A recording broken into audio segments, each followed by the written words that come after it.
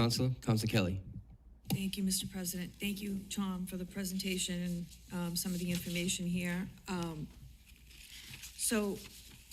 My first question is, so the way I'm looking at this, at the last meeting, we were talking about $1 million roughly over 20 years, but we needed to negotiate that. So now, based on that, we're looking at 15 years instead of 20, correct?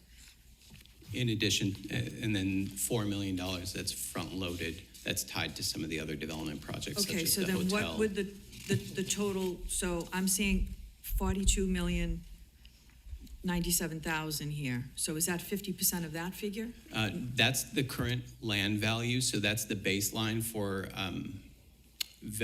evaluating the tax increment. So currently, that's the value of the land for tax purposes. Mm-hmm. After the development, we anticipate the development will be valued somewhere around 200 million. Yeah. So this would basically exempt that, 160 million roughly from 50% of that taxable value.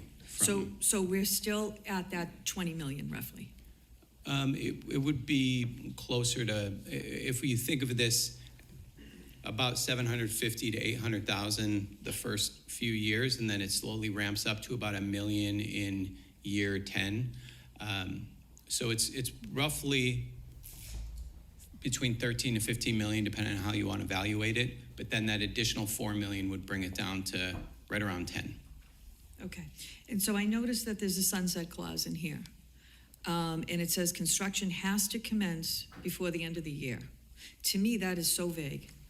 Because what exactly, I know, with building permits and things like that, every 6 months, developers can get reviewed. And if they've done just a little bit of work, it's okay. And they get to, extend another 6 months. So is this just, they put a shovel in the ground, so they started construction and it's all set? Because that needs to it's vague to me, and that needs to be tightened up. Sure. Councilor, through Mr. President, to the councilor, we can clean that up a little bit more, and I'll just say that we've also reached an agreement that they will pull the permits by June 30th, so that they will effectively pay a portion of the permit fees that they're required to pay. And breaking ground means site activation, not just coming there with a shovel and being vague. So we can firm that language up if that's the wish. Okay, I appreciate that. And this whole thing rubs me the wrong way, because I began asking questions about this project about a year ago. I was concerned about the progress there or lack thereof, the viability of the project, and every time I raised my concerns, I was told, oh no, those are just rumors, there's nothing wrong, everything's great there. And now, either that was, in the best case scenario, just inaccurate, or worst case scenario, I was being deliberately misled. I don't know. Because now we're being told that we have to have this tax incentive plan.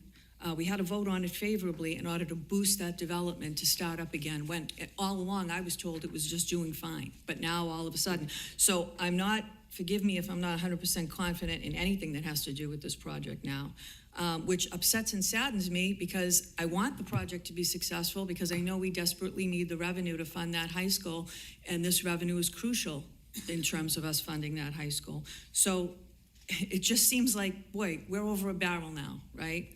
The rationale being, if we don't allow HYM the tax credit, we're told, well, maybe then the project will stall and we need this revenue. So it's almost, everything was going just fine until this tax incentive plan became available. And now all of a sudden that it's available, oh, they need this money to get things going again. And we need them to get the money because we need the money to fund the high school. So the whole, that's rich. That's all I have to say. It's really rich. So that's it. Thank you. And